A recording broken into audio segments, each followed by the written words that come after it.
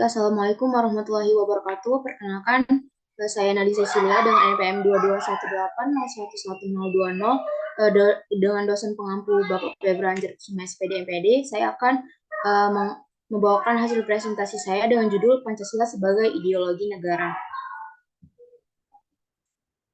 Baik, dalam pembahasan presentasi saya ini, yang pertama adalah pengertian ideologi, kemudian tipe-tipe ideologi, kemudian fungsi ideologi dalam Pancasila, kemudian tujuan Pancasila sebagai ideologi, kemudian sifat ideologi, kemudian faktor pendorong keterbukaan ideologi Pancasila, serta macam-macam ideologi, dan contoh kasus dan solusi. Baik, yang pertama adalah pengertian ideologi. Istilah ideologi itu berasal dari kata ide yang berarti gagasan, konsep, pengertian dasar, cita-cita, dan logos yang berarti ilmu. Jadi secara harfiah ideologi berarti ilmu tentang pengertian dasar, ide, atau cita-cita. Cita-cita yang dimaksud ini adalah cita-cita yang tetap dan sifatnya harus dapat dicapai, sehingga cita-cita itu sekaligus merupakan dasar, pandangan, atau paham. Kemudian di sini dari beberapa para ahli, yang pertama adalah A.S. Hornby mengatakan bahwa ideologi adalah seperangkat gagasan yang membentuk landasan teori ekonomi dan politik atau yang dipegang oleh seseorang atau sekelompok orang. Kemudian ada Sujono Sukanto menyatakan bahwa secara umum ideologi itu sebagai kumpulan gagasan, ide, keyakinan, kepercayaan yang menyeluruh dan sistematis yang menyangkut bidang politik, sosial, kebudayaan, dan agama. Kemudian ada Gunawan Setiarja yang merumuskan ideologi sebagai seperangkat ide asasi tentang manusia dan seluruh realitas yang dijadikan pedoman cita-cita dan hidup. Kemudian adalah tipe-tipe ideologi. Yang pertama adalah ideologi terbuka. Ideologi terbuka ini adalah suatu sistem pemikiran terbuka. Jadi ada ciri-cirinya, yaitu bahwa nilai-nilai dan cita-cita tidak dapat dipaksakan dari luar, melainkan digali dan diambil dari moral budaya masyarakat itu sendiri. Kemudian dasarnya itu bukan keyakinan ideologis sekelompok orang, melainkan hasil musyawarah dari konsensus masyarakat tersebut. Nilai-nilainya itu sifatnya dasar secara garis besar saja sehingga tidak langsung operasional. Kemudian juga sesuai dengan pendapat Sujono Powarjo tersebut mengatakan bahwasannya ideologi terbuka itu termasuk dalam artian yang positif karena ada pada sistem demokrasi yang mengoperasionalkan seluruh cita-cita, nilai, dan keyakinan secara holistik sesuai dengan perkembangan masyarakat. Contoh dari perbuatan pelaksanaan Pancasila sebagai ideologi ini yaitu mengembangkan sikap saling menghormati, membina kerukunan hidup beragama, dan mengakui dan memperlakukan manusia dengan harkat dan martabatnya yang sama. Kemudian ini selanjutnya adalah ideologi tertutup. Ideologi tertutup ini adalah suatu pemikiran tertutup. Ciri-cirinya itu adalah tidak hanya menentukan kebenaran nilai-nilai dan prinsip dasar saja, tetapi juga menentukan hal-hal yang bersifat konkret operasional. Kemudian juga ideologi tertutup ini tidak mengakui hak-hak masing setiap orang untuk memiliki keyakinan dan pertimbangan itu sendiri. Kemudian tidak bersumber dari masyarakat, melainkan dari pikiran elit yang harus dipropagandakan kepada masyarakat. Kemudian juga sebaliknya, baik buruknya pandangan yang muncul dan berkembang dalam masyarakat dinilai sesuai tidak dengannya ideologi tersebut. Dengan sendirinya, ideologi tersebut itu harus dipaksakan berlaku dan dipatuhi masyarakat oleh elit tertentu yang bersifat otoriter dan dijalankan dengan cara yang totaliter. Adapun contoh ideologi tertutup ini adalah ideologi komunis. Ideologi komunis ini adalah contoh yang paling mendekati. Kemudian ideologi fasis yang merupakan paham sesuai dengan komunisme. Kemudian ideologi agama yang disebut dengan menjadikan agama itu sebagai ideologi berbangsa dan bernegara. Namun bangsa Indonesia itu sendiri menganut ideologi terbuka yaitu Pancasila. Kemudian di sini adalah fungsi ideologi dalam Pancasila.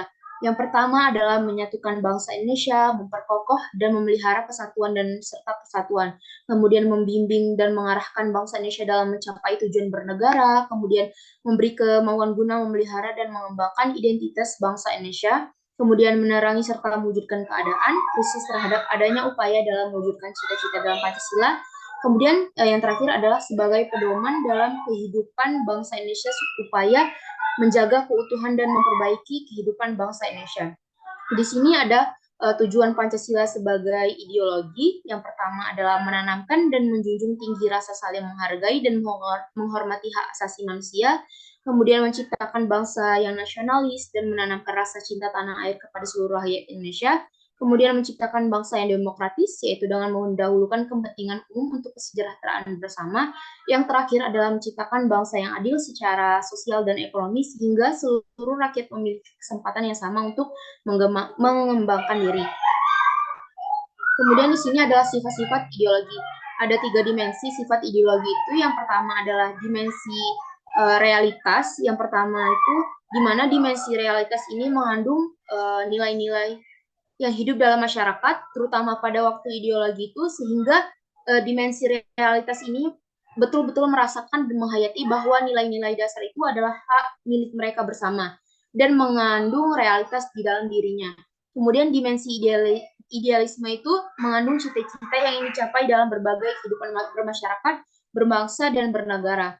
Kemudian juga dimensi idealisme ini berkaitan dengan dimensi realitas.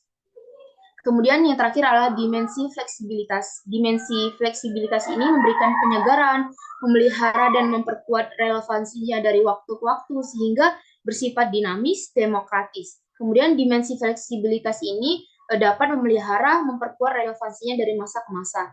Kemudian ada faktor-faktor pendorong keterbukaan ideologi Pancasila. Yang pertama adalah kenyataan dalam proses pembangunan nasional dan dinamika masyarakat yang berkembang secara cepat.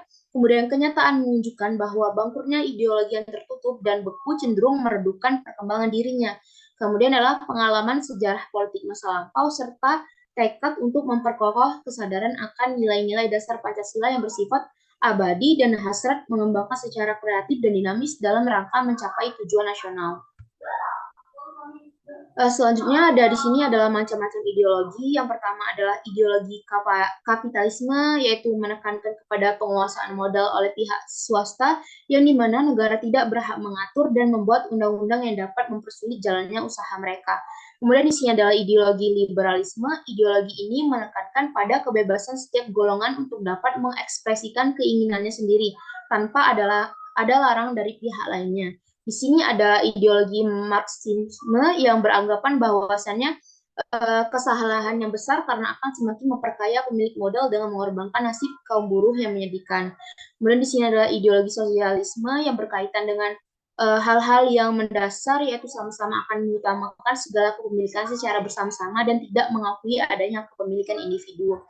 Kemudian di sini ada ideologi nasionalisme yang setiap warga negaranya itu harus memiliki rasa mencintai negara lebih dari apapun dengan berjuang dan berkorban secara bersama-sama demi menjaga kedaulatan negara. Di sini ada ideologi demokrasi yang bahwasannya demokrasi adalah kekuasaan tertinggi ada di tangan rakyat, dari rakyat ke rakyat dan kembali lagi ke rakyat. Kemudian juga ini adalah ideologi feminisme, di mana ideologi feminisme itu menitikberatkan kepada kesetaraan hak serta kewajiban bagi perempuan. Kemudian ini ideologi anarkisme itu menitikberatkan kepada kebebasan setiap individu, di mana sebuah tatanan negara dan politik dianjurkan untuk dibubarkan dan digantikan dengan tindakan sukarela dari setiap warga negara. Di sini selanjutnya adalah studi kasus dan solusi. Yang pertama adalah kasus 1, yaitu tentang korupsi. Pada tanggal 7 Oktober 2017 itu KPK menahan 2 tersangka dugaan suap Kepala Pengadilan Tinggi Manado. Adapun keduanya adalah Ketua Pengadilan Tinggi Manado dan anggota DPR RI Komisi 9 periode 2014 sampai 2019. Dan ini tersangka pertama diduga sebagai penerima, disangkakan melanggar pasal 20 huruf A atau huruf B atau huruf C, pasal 6 ayat 2 atau pasal 5 ayat 2 tentang Undang-Undang Nomor 31 Tahun 1999 tentang pemberantasan tindak pidana korupsi sebagaimana telah diubah dengan Undang-Undang Nomor 20 Tahun 2001. Sedangkan tersangka kedua diduga sebagai pemberi, disangkakan melanggar pasal 6 ayat 1 huruf A atau pasal 5 ayat 1 huruf A atau huruf B, pasal 13 Undang-Undang Nomor 31 tahun 1999 tentang pemberantasan tindak pidana korupsi. Kemudiannya ada solusi. Yang pertama adalah memberantas budaya korupsi di mana memberantas korupsi ini tidak hanya dari sisi resepsi saja, akan tetapi dapat dilakukan dari sisi budaya hukum, yaitu meniadakan budaya hukum untuk tidak berkorupsi. Yang kedua adalah sistem penggajian, di mana sistem penggajian ini di kalangan pegawai pemerintah, terutama di kalangan penegak hukum, karena pendapatan adalah gantungan hidup. Kemudian di sini juga dapat sistem pengawasan yang efektif, haruslah direformasi dan menjadi bagian rencana aksi dari KPK untuk menciptakan sistem pengawasan yang efektif, baik secara internal dan eksternal. Kemudian terakhir adalah penegakan hukum yang serius. Bahwasannya penegakan hukum yang serius ini adalah memerlukan tangan-tangan yang terampil dan profesional sehingga norma dapat dilakukan dengan baik. Kemudian kasus yang kedua adalah terjadinya kasus teror bom yang mengatasnamakan suatu agama guna melukai atau mencelakai orang lain yang dianggap tidak sesuai dengan ajaran agama yang dianut dan melakukan pembenaran atas tindakan yang mereka lakukan atas nama agama tersebut. Nah, solusinya adalah untuk menanggapi kasus ini, seorang manusia atau warga negara harus berpikiran terbuka bahwa Tuhan itu esa, Tuhan itu satu. Walaupun ada berbagai macam cara untuk menyembahnya, tapi semua mempunyai tujuan yang sama, menyembah kepada Tuhan yang Maha Esa, saling menghormati, menerima keberagaman agama yang ada di bangsa Indonesia, dan bertoleransi antar pemeluk agama dan tidak bersikap skeptis pada agama lain. Jadi harus saling menghormati sesama manusia walaupun berbeda agama. Kemudian adalah kasus yang terakhir adalah pengangkatan menteri-menteri yang tidak sesuai dengan bidang yang mereka tekuni. Contohnya pengangkatan Menteri Pemuda dan Olahraga yang diangkat dari bidang telematika yang belum memiliki rekor kerja dalam pemahaman pemuda dan olahraga dan hanya karena dia masuk pada jajaran partai pemenang pemilu. Adapun solusi dari kasus pengangkatan menteri-menteri ini adalah partai pemenang itu tidak seharusnya hanya berpihak pada kepentingan golongan, namun juga harus berpihak pada aspirasi rakyat yang mereka bawa. Bahwasannya Indonesia itu kan negara yang demokrasi, jadi harus dimusyawarahkan dari masyarakat ke masyarakat.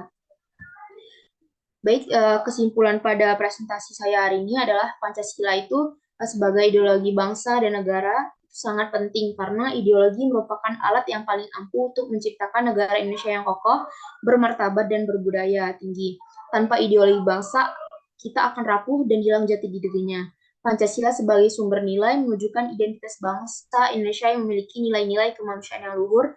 Hal ini menandakan bahwa dengan Pancasila, bangsa Indonesia menolak segala bentuk penindasan, penjajahan dari satu bangsa terhadap bangsa yang lain. Ideologi bangsa Indonesia itu seperti yang saya katakan tadi adalah Pancasila.